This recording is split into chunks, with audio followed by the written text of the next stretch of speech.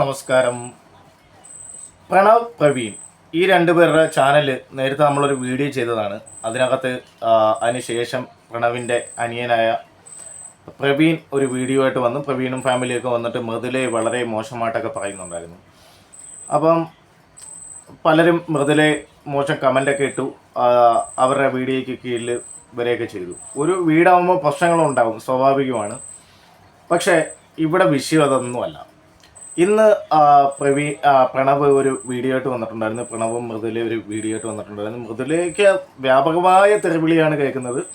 Social മീഡിയയിൽ നിന്ന് അറ്റാക്കാണ്. ഈ അച്ഛനും അമ്മയും കൂടെ അങ്ങ് ഇട്ട് കൊടുക്കുമായിരുന്നു മൃദുല. അതൊരു എന്താ പറയുക, അവർക്കൊരു മനസാക്ഷി ഇല്ല എന്നുള്ള കാര്യം ഈ ഒരു കഴിഞ്ഞൊരു വീഡിയോയിൽ നിന്ന് തന്നെ നമുക്ക് മനസ്സിലാക്കാം. കാര്യം അവരുടെ വീട്ടിൽ ഇത്രയും വിഷയങ്ങളുണ്ടായിട്ടും ആ പയ്യനെയും ഈ പ്രൈമറി മൃദുലയെ അടിച്ച് വെളിയിൽ കളഞ്ഞിട്ട് പോലും മൃദുലയോ പ്രവീണോ അല്ലെങ്കിൽ പ്രണവോ ഇതുമായിട്ട് ബന്ധപ്പെട്ട് ഒരു വാക്ക് വെളിയിൽ പറഞ്ഞിട്ടില്ല. കാര്യം അത് ഫാമിലി ആണെന്ന് അവർക്കറിയാം. ആരെയും സൈബർ ബുള്ളിന് ഇട്ട് കൊടുക്കരുതെന്നറിയാം. അങ്ങനെ ആ രീതിയിലൊക്കെ ആയിരുന്നിട്ട് പോലും ഈ സ്വന്തം അമ്മ തന്നെ പറഞ്ഞിരുന്നു, ഈ പ്രൈമറി നീ എൻ്റെ വീട്ടിൽ കയറരുത്, ഞങ്ങളെ ഇനി കണ്ടൻ്റ് ആക്കരുത്, ഞങ്ങളെ വിളിക്കരുത് എന്നൊക്കെ പറഞ്ഞിരുന്നു. ഇതെല്ലാം നമുക്ക് ഒരു വീഡിയോ ഉണ്ട്, അത് നമുക്ക് കണ്ട് മനസ്സിലാക്കാം. മാത്രമല്ല ആ ഗർഭിണിയായ മൃദുലയെ ഉപദ്രവിക്കുക, ഇതിൻ്റെ മെയിൻ കാരണം, എനിക്ക് തോന്നുന്നൊരു കാരണം ഞാൻ പറയാം. ഈ എല്ലാ വീട്ടിലും മുതിർന്ന കുട്ടികളെന്ന് പറഞ്ഞു കഴിഞ്ഞാൽ ബാധ്യത ഏറ്റെടുക്കാനുള്ള ഒരാളായിട്ടാണ് കണക്കാവുന്നത്. അത് മിക്ക ഇതിലും അങ്ങനെയാണ്. ആൺകുട്ടികൾ 2 പേരുണ്ടെങ്കിൽ മൂത്ത ആൾക്ക് ഇളയാളുടെ ബാധ്യത. അതായത് വീട്ടിലെ എല്ലാ കാര്യങ്ങളും ഇയാൾക്ക് ചെയ്യും. പക്ഷെ 10 പൈസയുടെ വില ഒരു വീട്ടുകാരും ഈ മൂത്ത മകന് കൊടുക്കില്ല. അവൻ്റെ ഉത്തരവാദിത്തമാണ് അവിടുത്തെ ചിലവുകൾ നിർവഹിക്കുക, അവിടുത്തെ കാര്യങ്ങൾ ഇത് ചെയ്യുക. ഇളയവന് എങ്ങനെയും ജീവിക്കാം, അവൻ എങ്ങനെ എന്നാലും അമ്പോറ്റി കുട്ടിയാണ്. അപ്പോൾ ഇത് നാട്ടിലൊരു നാട്ടു നടപ്പാണ്. അതാണ് ശരിക്കും ഇവിടെ സംഭവിച്ചത്. അത് കഴിഞ്ഞിട്ട് അനിയനും ചേട്ടനുമായിട്ട് തർക്കം ഉണ്ടാവുന്നു. എന്തോ ചെറിയ വിഷയമായിരിക്കണം, തർക്കം ഉണ്ടാവുന്നു. അച്ഛനും അമ്മയും എല്ലാവരും കൂടെ ഒരുമിച്ച് നിർത്തി അനിയനെ പിടിച്ചു കൊടുക്കുന്നു. അച്ഛനും തല്ലുന്നു, അമ്മ അല്ലുന്നു, മകൻ തല്ലുന്നു. അങ്ങനെ ഈ പറയുന്ന പ്രണവിനെ അടിക്കുന്നു. എന്തായാലും ഭാര്യയ്ക്ക് ഇത് കണ്ടാൽ സഹിക്കാൻ പറ്റത്തില്ല. അതിൻ്റെ ഇടയിൽ പോയി കയറുന്നു, അവർക്കും കിട്ടി. ഇപ്പം ഇവർ മനഃപൂർവ്വം ചെയ്തു എന്നൊന്നും പറയാൻ പറ്റത്തില്ല. പക്ഷേ ഇതൊരു ഡൊമസ്റ്റിക് വയലൻസ് തന്നെയാണ്. ഭാര്യ ഭർത്താവിനെ സ്നേഹിക്കുന്നത് വലിയ കുറ്റമൊന്നുമായിട്ട് ഞാൻ കരുതുന്നില്ല. അങ്ങനെ ചെയ്യുന്നത് സ്വാഭാവികമാണ്. ഇന്നത്തെ ജനറേഷൻ അത് ഉൾക്കൊള്ളാൻ പറ്റത്തില്ല. ചിലപ്പം ഭാര്യ പറയുന്നത് കേൾക്കുന്നതൊക്കെ. എന്തായാലും ഇതിനെപ്പറ്റി പ്രണവ് സംസാരിക്കുന്ന ഒരു വീഡിയോ നമുക്ക് ആദ്യം പ്ലേ ചെയ്യാം. എന്നിട്ട് നമുക്കിതിനെപ്പറ്റി ബാക്കി കാര്യങ്ങളൊക്കെ സംസാരിക്കാം. സോ നമുക്കാദ്യം നിങ്ങൾ കണ്ടുകൊണ്ടിരിക്കുന്ന മാതാപിതാക്കളുണ്ടെങ്കിൽ ഞാൻ പറയുമല്ലോ, മക്കളെ സ്നേഹിക്കുന്നെങ്കിൽ നിങ്ങൾക്ക് എത്ര മക്കളായിക്കോട്ടെ, 2 3 ആയിക്കോട്ടെ, സ്നേഹിക്കുന്നുണ്ടെങ്കിൽ ഒരേ രീതിയിൽ സ്നേഹിക്കാനായിട്ട് ശ്രമിക്കാനല്ല, സ്നേഹിക്കുക. 2 മക്കൾ ഒരേ രീതിയിൽ സ്നേഹിക്കുക. ഒരു ഇളയവൻ അല്ലെങ്കിൽ ഇളയ കുട്ടി എന്ന രീതിയിൽ അവനെ ഒരുപാട് ലാളിച്ചു. മൂത്തവൻ അവൻ എന്തും സ്ട്രഗിൾ ചെയ്തോട്ടെ, അവനെന്നോ ഒറ്റയ്ക്ക് എന്താണെന്ന് ചെയ്തോട്ടെ എന്നുള്ള രീതിയിൽ ഒരിക്കലും ചെയ്യാതിരിക്കുക. അത് ഫേസ് ചെയ്തവർ ഒരുപാട് പേര് കാണും. അതുവരെ ഇടയാണ് ഞാൻ. അത് ഇന്നും ഇങ്ങനെ തുടങ്ങുന്നില്ല, കല്യാണം കഴിക്കുന്നതിന് മുമ്പ് ആയിക്കോട്ടെ. കല്യാണം കഴിച്ചതിന് ശേഷം എക്സ്ട്രീം ആയി. പക്ഷേ അതെന്താണ് ചെയ്യുന്നത് എനിക്ക് അറിയില്ല. അത് ഭയങ്കര ഒരു പെയിൻഫുൾ ആയിട്ടുള്ള ഒരു കാര്യമാണ്. 2 മക്കൾ ഒരേ രീതിയിൽ കാണാം. പ്രൊമോഷൻ വീഡിയോ എടുത്തതിന് അന്നാണ്. ആ ഡേറ്റ് എന്ന് പറയുന്നത് ഒക്ടോബർ 27 എൻ്റെ വീട്ടിൽ പ്രശ്നം ഉണ്ടാകും. ഡൊമസ്റ്റിക് വയലൻസ്, അതാണ് എൻ്റെ വീട്ടിൽ സംഭവിച്ചത്. വയലൻസ് ആണ് വളരെ രീതിയിൽ. ഒരിക്കലും ഒരു ഗർഭിണിയെടുത്ത് ഒരിക്കലും ആരും ചെയ്തുകൂടാത്തതാണ് എൻ്റെ വീട്ടിലാണ് നടന്നത്. മെയിൻ കണ്ണികളായിട്ടുള്ളത് എൻ്റെ അച്ഛൻ, എൻ്റെ അമ്മ, എൻ്റെ അനിയൻ. ഇതെല്ലാം അനുഭവിച്ചത് ഞാനും മതി. നീ പറഞ്ഞു, എനിക്ക് ഒരു ഗർഭിണിയായിട്ട് നിന്നെ ഇവിടെ ഈ വീട്ടിൽ എന്തൊക്കെ ചെയ്ത് നീ പറഞ്ഞു.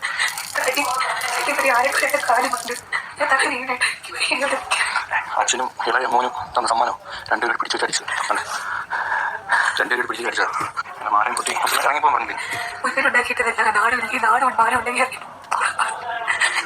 എല്ലാ പ്രശ്നം എന്റെ പ്ലാനിങ് ആയിരുന്നു. എനിക്കറിപ്പോൾ എന്തൊക്കെ പറഞ്ഞ കുറ്റം പിടിച്ച് ചെയ്ത നിന്റെ കഥവും ഇവിടെ പിടിച്ചോണ്ടിരുന്നത് മാറുമെന്ന് പറഞ്ഞവരടിയാണ്.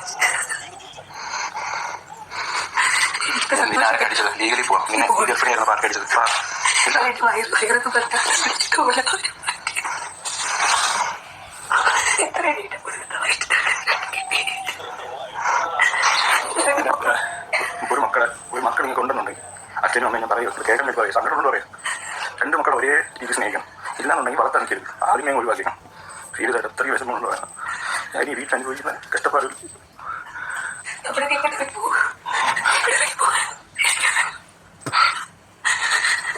വീഡിയോ പ്രൊമോഷൻ വീഡിയോ എടുത്തോണ്ടിരുന്നപ്പോൾ അതിനെ കൂടെ ഇതിൽ പോയി ഏറ്റവും ഒന്ന് പറഞ്ഞതേ ഉള്ളൂ. അപ്പോഴത്തേക്ക് 2 കൂടെ ഇറങ്ങി നടിയായി. ഞാൻ ഒറ്റയ്ക്ക് പിടിച്ചതായിട്ട് അമ്മയെ സംസാരിച്ച് കുറെ ഇരിട്ടി ഞങ്ങൾക്ക് ചെയ്യാൻ എന്റെ കുറെ പറഞ്ഞിട്ട് ഇവരൊക്കെ വളരെ സെക്രട്ടറിയുടെ ദേഷ്യം മുറിവ് പിടിച്ചിട്ടാണ് കഴിഞ്ഞത്. എത്ര ചീത്ത വിളിച്ചത്.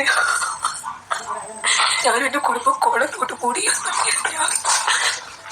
തറയിലടിച്ച് കത്തി ചെയ്തിട്ട് പറഞ്ഞു ഞാൻ ഉണ്ടാക്കി വീടാ ഇവിടെ നിൽക്കാൻ പറ്റില്ല ഇറങ്ങിക്കോട്ടെ. ഞാൻ എനിക്ക് തോന്നിട്ട് ഞാനിന്റെ വയറ് അതെ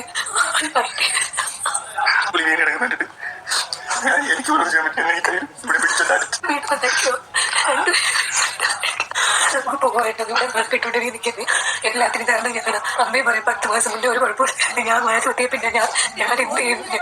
ഈ കുടുംബത്തിലേക്ക് നിങ്ങളുടെ കൂടെ നിൽക്കുന്നില്ല. ഞാൻ എന്ത് ചെയ്ത ദോഷത്തിന് ഞാൻ വരുന്നുണ്ടോ? അവൻ ചെയ്യുന്നതിനല്ല ഫലം കിട്ടുന്നത് എനിക്ക്. അവർ മോനെ കയറിയല്ലാണ്ട് ഇളയ മോനെ കയറി ക്ലാസ് പാല് പോലും ഇഷ്ടം കൊടുത്തിട്ട് ചങ്കിച്ചിട്ട് വരെ വളരെ കാര്യം നോക്കുന്നു. ഞാൻ ഈ വീട്ടിൽ നിൽക്കാറുണ്ട്. ഞാൻ തിരിച്ചെന്ന് പറയാൻ നിൽക്കുമ്പോഴത്തേക്ക് കൊച്ചു കൊച്ചിനും കൂടെ എന്തൊക്കെയോ എന്റെ തന്റെ ചീത്ത വിളിച്ചു. എനിക്കതും കൂടെ അവരെ കെട്ടിടത്തോ ചെയ്യുന്നു. എനിക്കിവിടെ നിൽക്കുന്നത് എന്നോട് പറഞ്ഞു ഇതാണ് ഉപ്പായിട്ട് കയറി പോകും. തല വയറോടിരിക്കുന്നുണ്ട്. ഇനി ഒരു 5 ദിവസം പോലും ഇല്ല. എനിക്ക് വയ്യ നിന്നെ ഇവിടെ അടിക്കുന്നതാണ്. കുറെ കിട്ടിയടി അതൊക്കെ വായി കൊടുത്ത് ചോര വരുന്നു. കാല് തോന്നത്തെ അന്ന് കയറിട്ട് അന്നോട്ടല്ലേ വിചാരിച്ച് ഞാൻ നിൽക്കുമ്പോഴെങ്കിലും ഒന്ന് അടി നിർത്തുമായിരിക്കും. എനിക്ക് ഇവിടെ കുറച്ച് ചവിട്ട് കിട്ടി കേട്ടോ. കുഞ്ഞിനോട് പോലും ഒരു സ്നേഹം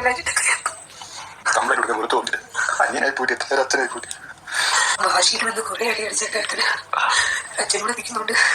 കുറെ അടി അടിച്ചതിന്റെ കറങ്ങി തിരിച്ചു. എനിക്കൊന്ന് ആശുപത്രി പോകട്ടെ. വീട് അറിയില്ലേ. ഞാൻ വന്നപ്പോ ഏട്ടനെ ഒറ്റപ്പെടുത്തി. ഏട്ടന്റെ കാര്യങ്ങൾ നോക്കാൻ ഞാൻ ഉണ്ടല്ലോ എന്ന് പറഞ്ഞ് ഏട്ടനെ എല്ലാവരും ചേർന്ന് ഒറ്റപ്പെടുത്തി. എന്ത് പറഞ്ഞാലും കാരണം ഞാനുള്ളതുകൊണ്ട് ഞാൻ എന്നാ പിന്നെ എന്തിനാ ഒരു പെണ്ണി കെട്ടിച്ച് എനിക്ക് അറിഞ്ഞുകൂടാ. എന്ത് പറഞ്ഞാലും ഒറ്റയ്ക്ക് നീ ഒറ്റയ്ക്കല്ലോ. അതുകൊണ്ട് ഇപ്പൊ എന്താ ഞാൻ എന്തിനും പെൺകുട്ടിന്റെ കൂടെ ഏട്ടന്റെ കൂടെ ഉള്ളത് അവർക്ക് കുഴപ്പം. ഏട്ടൻ എന്റെ വഴക്ക് പറയുന്നത് ചീത്ത വിളിക്കുന്നത് അടിക്കാത്തത് അവരുടെ പ്രശ്നം. ഏട്ടൻ എന്നെ സ്നേഹിക്കുന്നത് അവരുടെ പ്രശ്നം. അവർക്ക് അവർ 4 പേര് മതി. അന്ന് തൊട്ട് തുടങ്ങിയത് പോവും. ഭാര്യയെ സ്നേഹിക്കുന്നെങ്കിൽ അവൻ പെണ്ണിന്റെ അടിമ. അവർക്ക് എന്തെങ്കിലും കുക്ക് ചെയ്ത് കൊടുക്കുന്നെങ്കിൽ അവൻ പെണ്ണിന്റെ അടിമ. അച്ഛന്റെ കാഴ്ചപ്പാടിൽ ആണെന്നുള്ളതിൽ എപ്പോഴും മീശ പിടിച്ച് അടിമയാക്കി അച്ഛൻ വഴക്ക് പറഞ്ഞ് അങ്ങോട്ടും ഇങ്ങോട്ട് ടോർച്ചർ ചെയ്തുകൊണ്ട് നടക്കുന്നതാണ് അച്ഛന്റെ കണ്ടിട്ട് ഭർത്താവ്. അതെന്റെ ജനറേഷൻ ആയിട്ട് എന്റെ അനിയന്റെ കാഴ്ചപ്പാടാണ്. പെണ്ണ് പറയുന്നത് കേൾക്കരുത്. ഞാൻ അവർക്ക് ഫുഡ് ഉണ്ടാക്കി കൊടുക്കുന്നേ ഞാൻ അവിടെ എന്താ ചെയ്ത് കൊടുക്കുകയും അവിടെ സ്നേഹിക്കുകയും ചെയ്ത് കഴിഞ്ഞാൽ ഞാൻ അടിമ. എനിക്ക് ഡൗട്ട് വരും. എന്തുകൊണ്ട് ഞാൻ കൊച്ചു ചാനലിൽ പോയി അവൻ തന്നെയാണ് പ്രതികരിച്ച് പറഞ്ഞത്.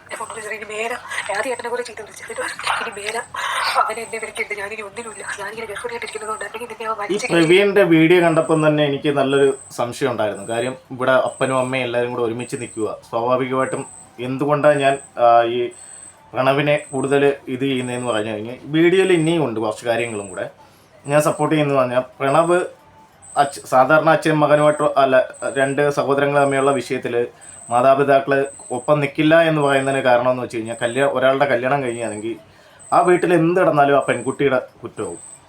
അങ്ങനെ ഒരു സിസ്റ്റം നമ്മുടെ സൊസൈറ്റിയിലുണ്ട്. കാര്യം വിഷയങ്ങൾ ഉണ്ടാക്കുന്നതെല്ലാം അത് പറഞ്ഞു കൊടുക്കുന്നതെല്ലാം ഈ പെൺകുട്ടിയാണെന്നുള്ള രീതിയിൽ അനിയനും ചേട്ടനുമായിട്ട് എന്തെങ്കിലും ഇഷ്യൂ ഉണ്ടായിക്കഴിഞ്ഞാൽ എല്ലാം പെൺകുട്ടിയുടെ നെഞ്ചത്തേക്കാണ് പോകുന്നത്. സ്വാഭാവികമാണ്.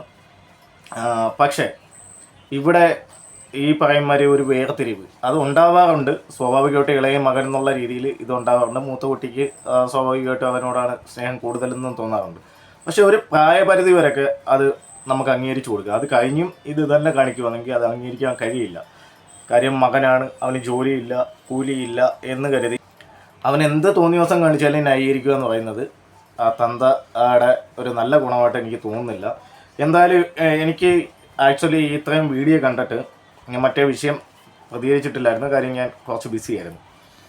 അപ്പം ഒരു യാത്രയിലും മറ്റുമൊക്കെ ആയിരുന്നു. അതുകൊണ്ട് അതിനെപ്പറ്റി പ്രതികരിക്കാൻ പറ്റിയില്ല. എന്തായാലും എനിക്കിത് ഈ വിഷയം മുഴുവനായിട്ട് കണ്ടപ്പോൾ ഇതിനകത്ത് ഇനിയും ഉണ്ട്. ഈ മുതലേ ഉപദ്രവിച്ചതായിട്ട് ഗർഭിണിയായിട്ടിരിക്കുന്ന സമയത്ത് ഉപദ്രവിച്ചതായിട്ടും നീ ഗർഭിണി ആയതുകൊണ്ട് മാത്രം നിന്നെ എന്തുവാന്ന് വെറുതെ വിടുന്നില്ലെങ്കിൽ നിന്നെ പിച്ച് ചീന്തിക്കളയുമെന്നൊക്കെ ഈ അനിയും പറഞ്ഞതാണ് ഒക്കെ പറയുന്നുണ്ട്. നമുക്ക് അത് പറയുന്നതായിട്ടില്ല.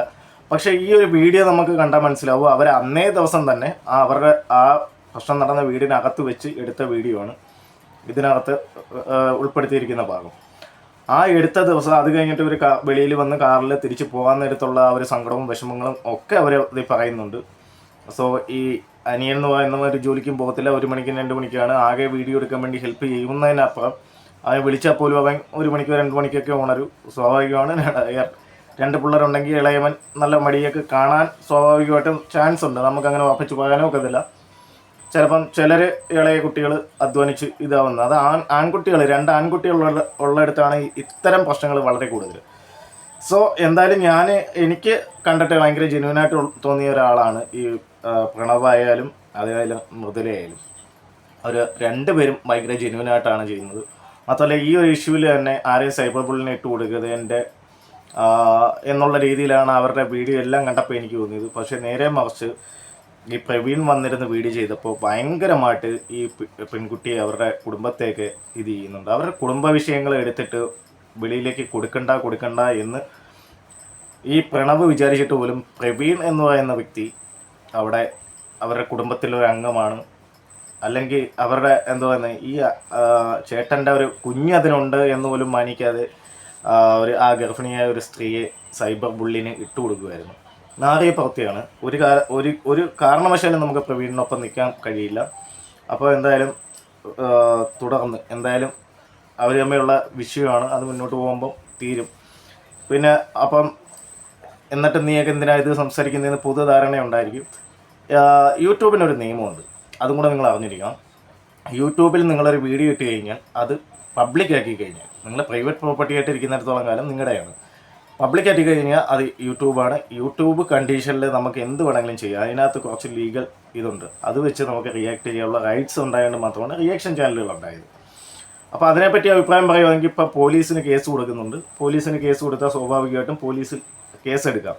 പക്ഷെ കോടതി ചെന്നാൽ നിലനിൽക്കത്തില്ല. പോലീസിന് 4 കിട്ടുകയാണ് കോടതി ഇത് പതിവായിട്ട് ചെയ്യുന്നത്. കാര്യം യൂട്യൂബിലൊരു കണ്ടീഷനുണ്ട്, നമ്മൾ എന്ത് പ്രോപ്പർട്ടി ഇട്ടാലും അത് ഈ പ്രൈമറി ബുള്ള് ചെയ്യാനോ അല്ലെങ്കിൽ അസഭ്യം പറയാനോ ഉപയോഗിക്കാത്ത രീതിയിലുള്ള എന്ത് വീഡിയോയ്ക്കും നമുക്കത് എടുത്ത് ഉപയോഗിക്കാമെന്ന് യൂട്യൂബ് എഴുതിയേക്കുന്ന നിയമമാണ്. അതിപ്പോൾ എൻ്റെ വീഡിയോ ആയാലും വേറൊരാളെ എടുത്തു കഴിഞ്ഞാൽ നമുക്ക് കുറ്റം പറയാൻ പറ്റത്തില്ല. അത് പെണ്ണെന്നോ ആണെന്നോ കുട്ടിയെന്നോ ഒന്നുമില്ല, യൂട്യൂബിൻ്റെ നിയമം അതാണ്. അപ്പോൾ ഇതേ കണക്കുള്ള കാര്യത്തിന് ഇപ്പോൾ കേസുകളും മറ്റുമൊക്കെ ഈ സിന്ധു കൃഷ്ണ അല്ലെങ്കിൽ ഇപ്പം ഗ്രാജുവലി വന്ന ആൾക്കാരൊക്കെ കൊടുത്തിട്ടുണ്ട്. പക്ഷെ നിലനിൽക്കില്ല എന്നുള്ളതാണ് യാഥാർത്ഥ്യം. അപ്പം ഇതാണ് സത്യം. അപ്പം എന്താ പറയുന്നത്, നമുക്ക് ഇവരുടെ വീട്ടിൽ പോയി നമ്മൾ എടുത്തുകൊണ്ട് വന്നതൊന്നുമല്ല, ഇവർ പബ്ലിക് ഇടുന്നതാണ്. അതുകൊണ്ട് നമ്മൾ സംസാരിക്കുന്നു എന്ന് മാത്രം. ഈ ഒരു കാര്യത്തിൽ എനിക്ക് എന്തായാലും മൃദുലയ്ക്കൊപ്പവും പ്രണവിനൊപ്പമാണ് നിൽക്കാൻ തോന്നുന്നത്. സോ ഇതിനെപ്പറ്റി നിങ്ങളുടെ അഭിപ്രായങ്ങൾ നിങ്ങൾ കമൻറ്റ് ബോക്സിൽ രേഖപ്പെടുത്തണം, ഉറപ്പായിട്ടും രേഖപ്പെടുത്തണം. മാന്യമായ കമൻറ്റിലൂടെ മാത്രം രേഖപ്പെടുത്തണം. ആരെ നമ്മൾ തെളിവ് പറയണ്ട. ബുള്ളിങ് ആർക്കായാലും, പെണ്ണിനായാലും ആണിനായാലും എല്ലാം ഒരേ കണക്കാണ്. ആർക്കും വിറ്റിംഗ് കാർഡൊന്നും ഇറക്കേണ്ട ആവശ്യമില്ല. എന്നാലും മൃദുല ഗർഭിണിയാണ്, അത് നമ്മൾ അംഗീകരിച്ചു കൊടുത്തേ പറ്റൂ. സോ ഇതിനെപ്പറ്റിയുള്ള നിങ്ങളുടെ അഭിപ്രായങ്ങൾ മാന്യമായ രീതിയിൽ തന്നെ രേഖപ്പെടുത്തുക. Thank you all. Thank you for watching. By.